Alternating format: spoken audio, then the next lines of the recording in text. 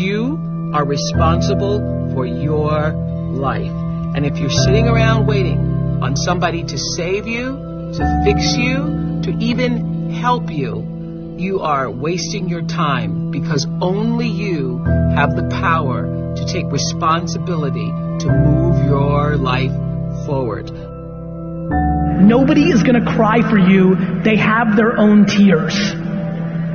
One thing I'm positive about is how ROI negative complaining is, and how much I'm trying to suffocate the practice of it. I really have been fascinated by people that have changed their mindset into understanding that everything that is not going well right now is their fault. It has been remarkably important to me in understanding that everything that I'm not happy about is on me. It's a remarkably interesting brain twist. The amount of energy spent on things that you can't control versus being accountable to what you can control has been a huge separator for me in the last 4 or 5 years as I've dug deep. I always tell people the most valuable lesson I got from my mentor, Jim Rohn, was I asked my father, worked 2 jobs. We were always broke. We had no money for food. And we lived in a community we moved to, which was, I thought they were all rich and we were on the other side of the tracks. It was lower middle class, but compared to where we lived before, these people seem rich compared to us. And I just didn't understand it. And Jim said to me, Tony, it's not about the value of your soul. It's about the value of you in the marketplace. And your father's skills are not that valuable. I say to people, you've got to participate in your own rescue. You've got to retool yourself.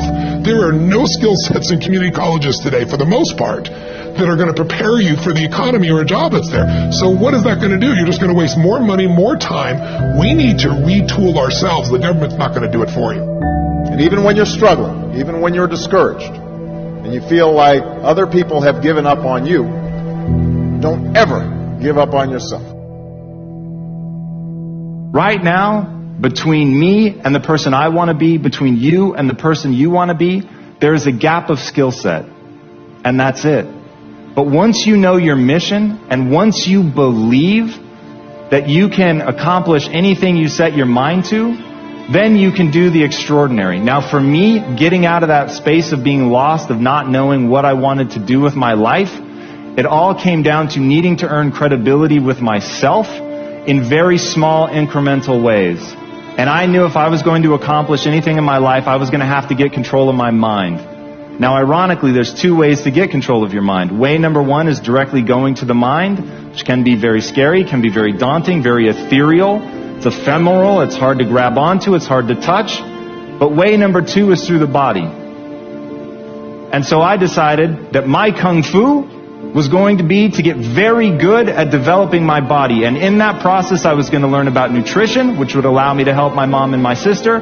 In that process, I was going to earn credibility with myself. And earning credibility with yourself is so important.